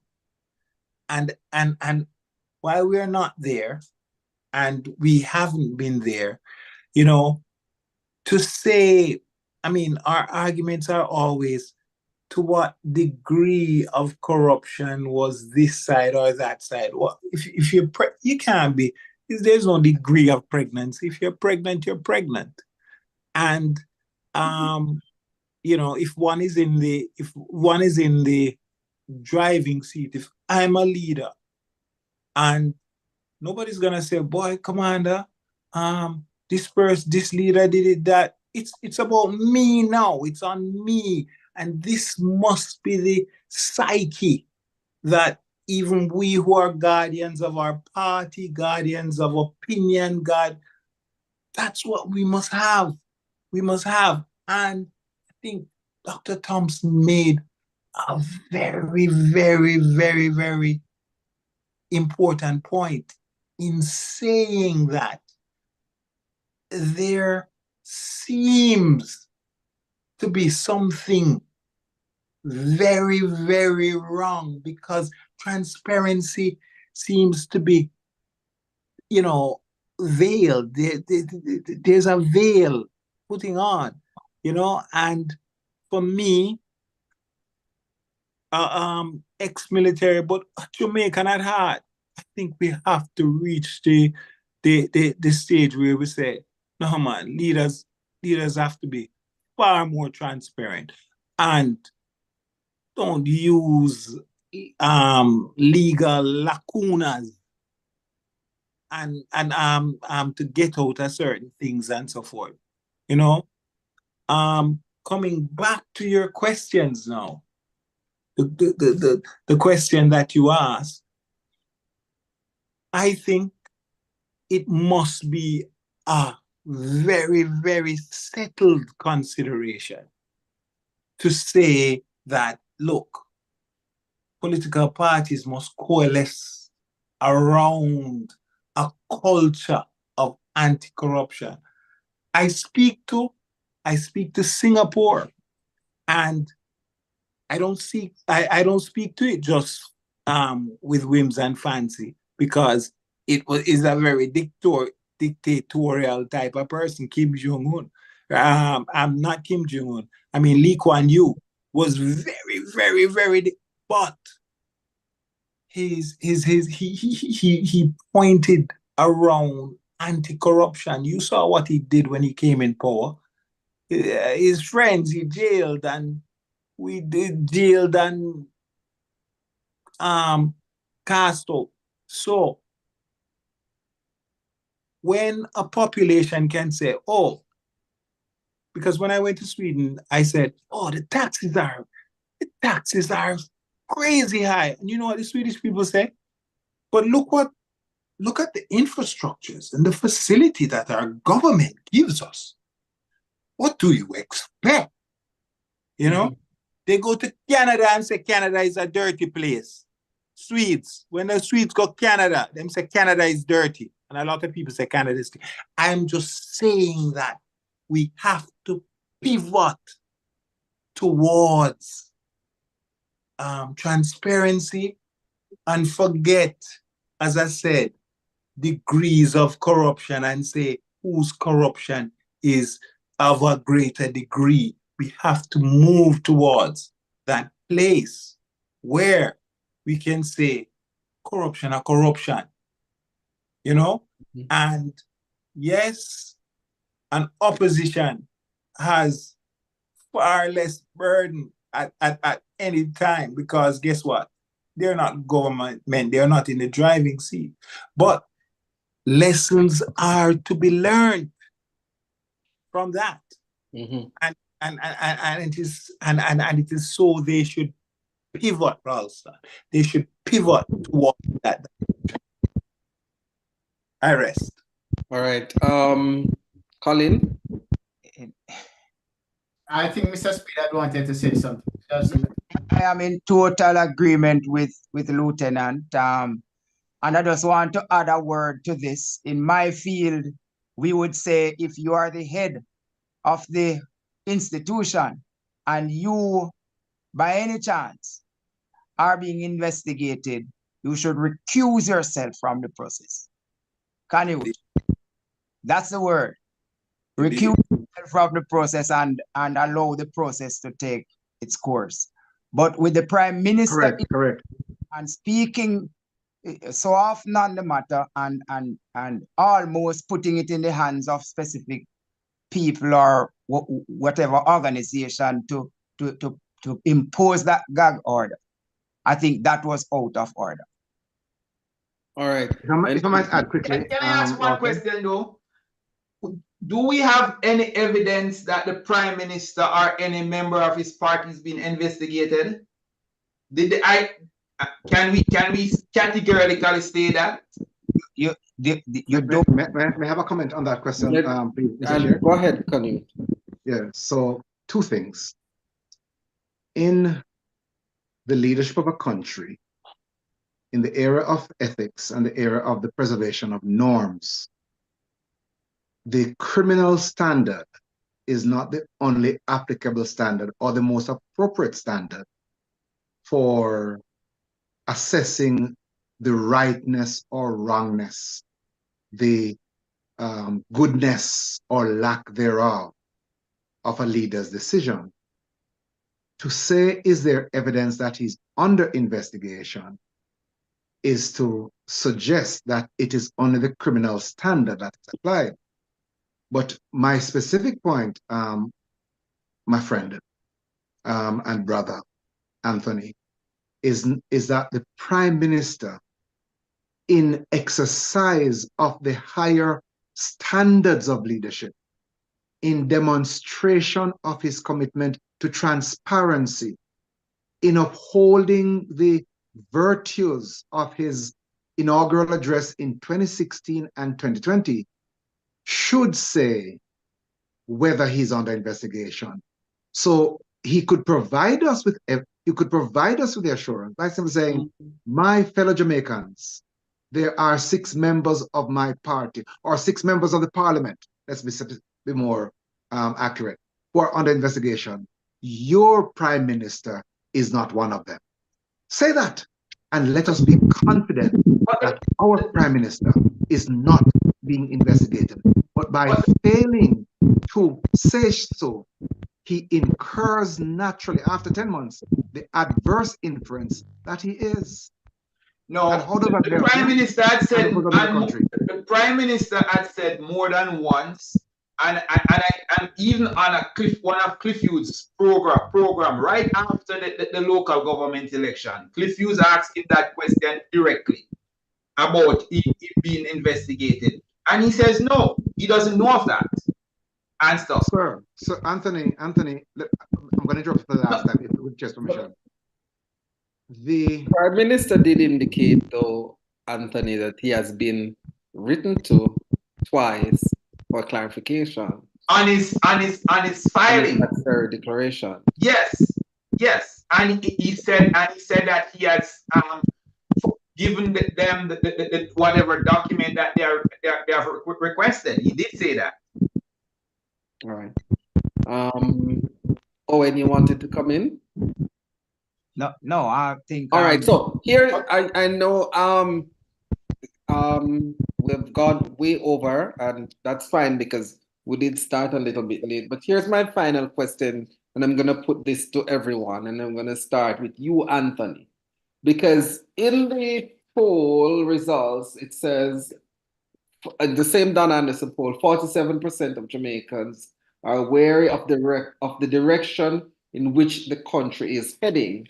And in commenting on that number, noted sociologist Dr. Arville Taylor stated that the JLP should be concerned, and he further went on to say it would seem that the majority of Jamaicans have pretty much fallen out of love with the Holness administration.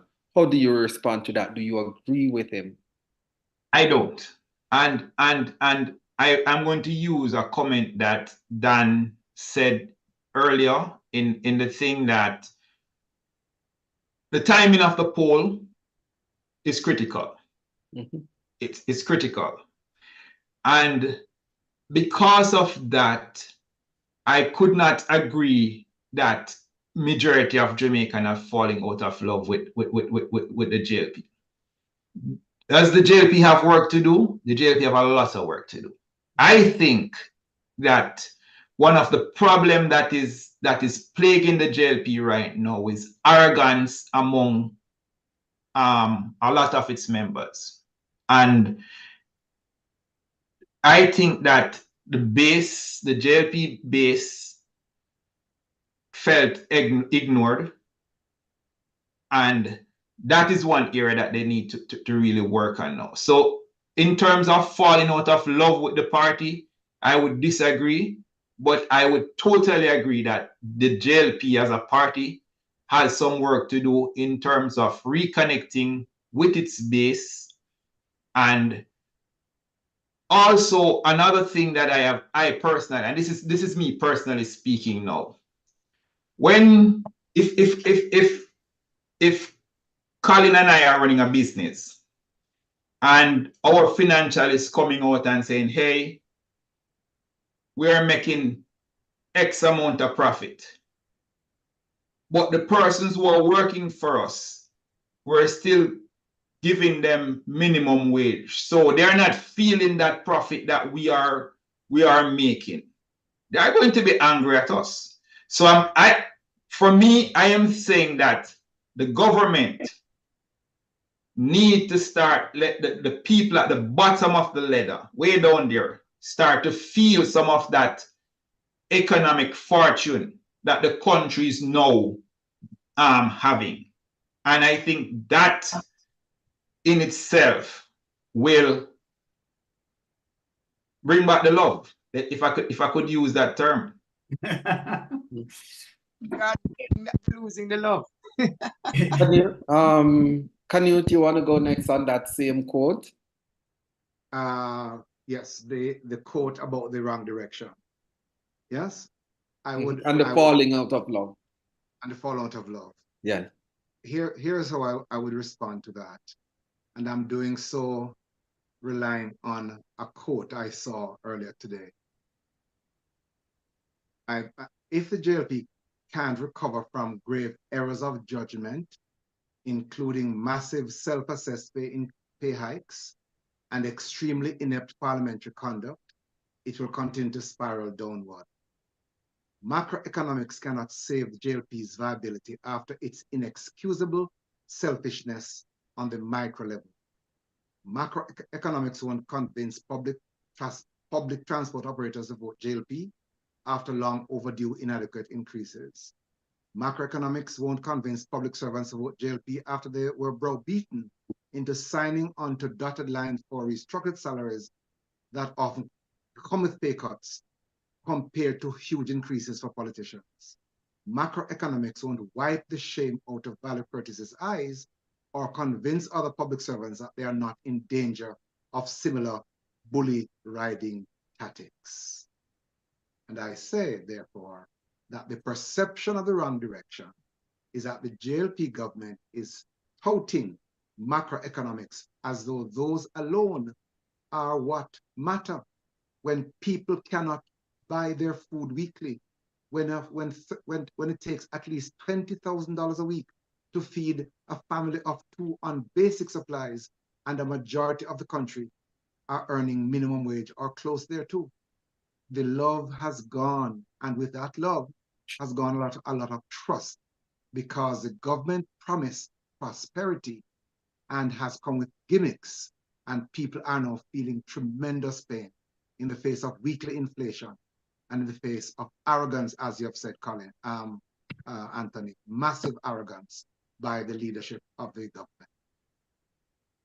All right, Lieutenant, do you have a comment on the vote? Has the people fallen out of love with the administration? You know, Anthony has been brutally honest in terms of speaking about the arrogance, as you know, parties does get into when they're in power for any length of time. But again, it's falling out of love seems so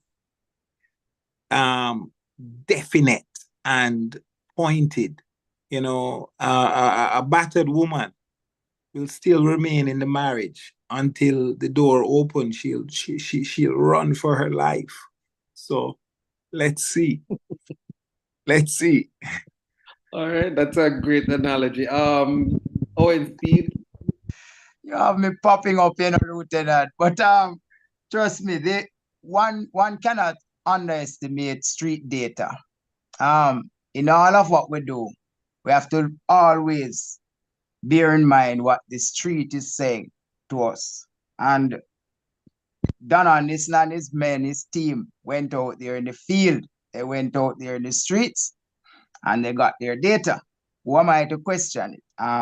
The truth is, if a large percentage, such as 48, is it 48, and up to maybe 70%, either not sure if the country is going in the right direction, or are saying specifically that they are going in the wrong direction, that's a large percentage. And one cannot underestimate that. The people on the ground are feeling it when they go to the hospitals and can't get a bed. The people on the ground are feeling it when they want to send their kids to school and have to send them on rotation, like send one for 2 days and the next for 3 days, that kind of thing. Don't forget about the bandwagon effect that Dan spoke about earlier, though, because of the timing of the poll. We can't leave that one out. But Anthony, you got your few minutes to say what you would have wanted to say. So I'm beating you today, no, Anthony. What I want. The truth is that when for instance we see a stalling in the judiciary system, and people look on at that and see that they are not getting justice, and I can bring forth a case, one prominent case where, for instance, the past president of the Police Federation went to court to do a hearing, and it is taking 2 months before he can hear an injunction, and the decision cannot come back to him. When people are feeling these things and they have followers out there and so on, and they feel aggrieved by some of these situations, they are going to fall out of love with whatever and whomever is leading them at this time. Mm-hmm.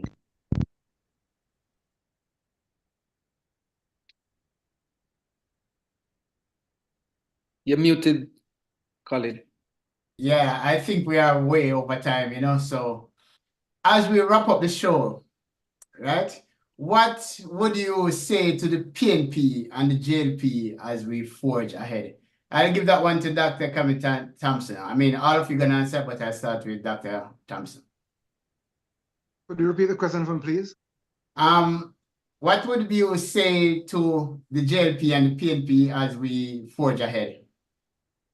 Okay, I would say three things very quickly. One, that remember the qualities or the behavior or leadership qualities I highlighted in Don Anderson as a professional. The quality of humility. I believe that one of the things that will win back respect for Andrew Holness is a demonstration of what I call the pre-2016 humility and concern. The fact is that a lot of people, including myself, believe that he was simply grandstanding and was not being his true self. And we're seeing his true self now. But if he can convince people that he truly cares about their well-being, then that is an important element going forward. I say to Mark Golding, demonstrate by word and deed that you truly care for people. People do not care about you unless they are convinced you care about them. But of course, the government has a lot of baggage in this regard. Having browbeated public sector workers into accepting 20% and then giving yourself 200% is a hard ask to try to convince people that you do care. Fighting tooth and nail to keep a specific employee, the DPP, in place when you showed such grave disrespect to might I say a person not of the same standard in Miss Curtis is a hard task to convince people that you care. But the first I say is showing that you care. And the person, the leader who can show that care is going to win the day. The second, I would say, is to show that you have a plan that is inclusive. And what's an inclusive plan? A plan that demonstrates that there's priority for education and educational opportunity. A plan that shows that there is a way of keeping communities clean. A plan that indicates that workers in what I would call cash-rich sectors, in the petroleum sector, in the tourist sector, that these workers can get wages that are reflective of the profits in those sectors. And the third is simply being a person to your word. Part of the challenge we have with this government is that it says the right things and does the opposite. And corrupt behavior is one of the most corrosive kind of thing that is undermining trust. It is the elimination of corruption and its replacement with transparency that's going to win the day.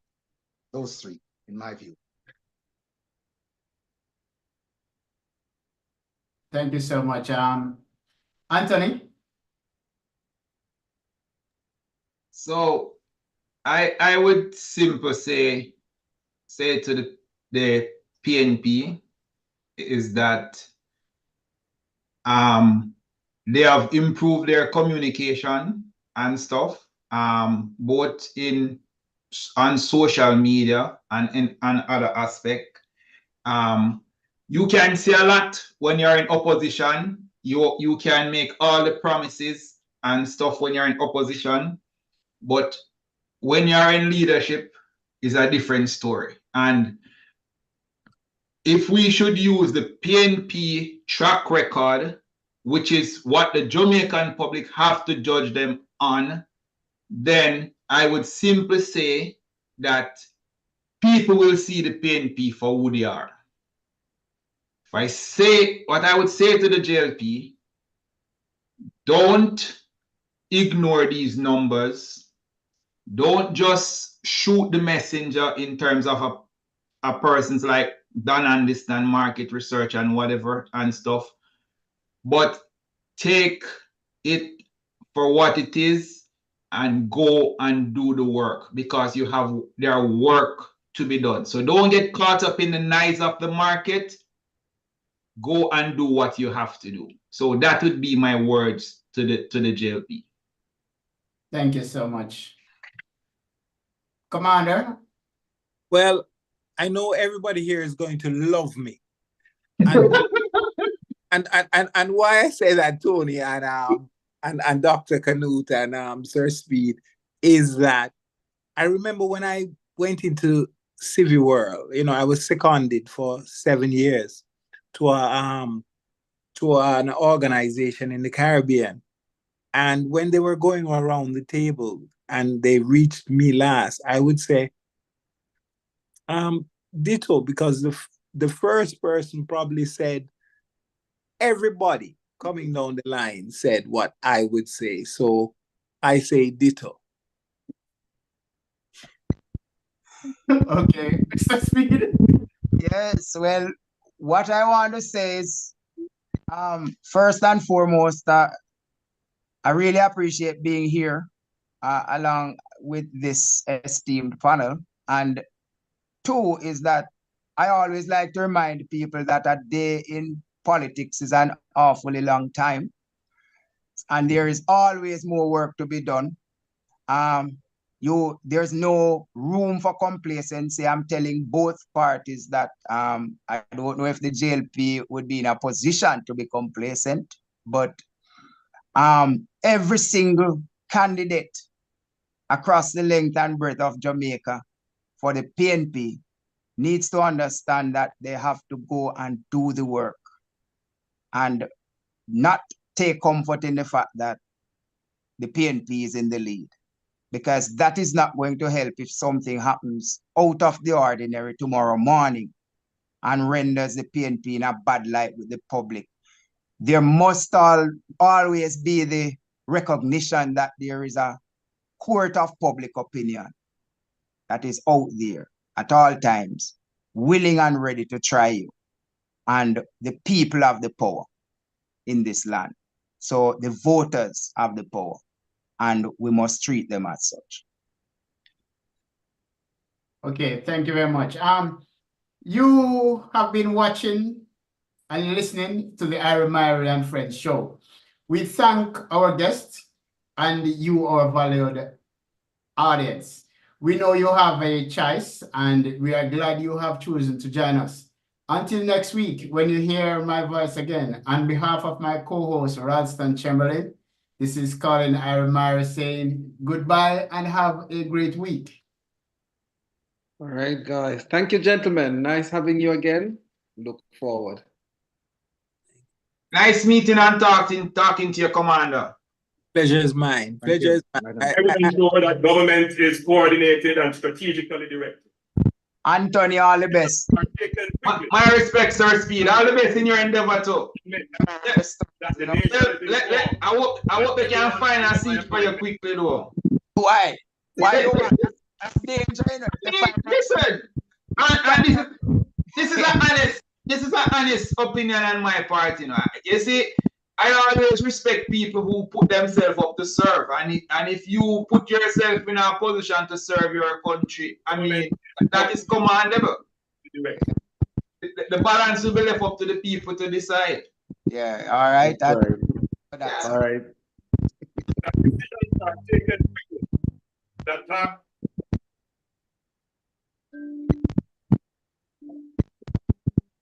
I will ensure that government is coordinated and strategically directed, that decisions are taken quickly, that targets are set and met, and that the nation is informed, and that everyone under my appointment is held to account for their actions or lack thereof. I always say that corruption is the flip side of efficiency. Corruption will not be tolerated in this country.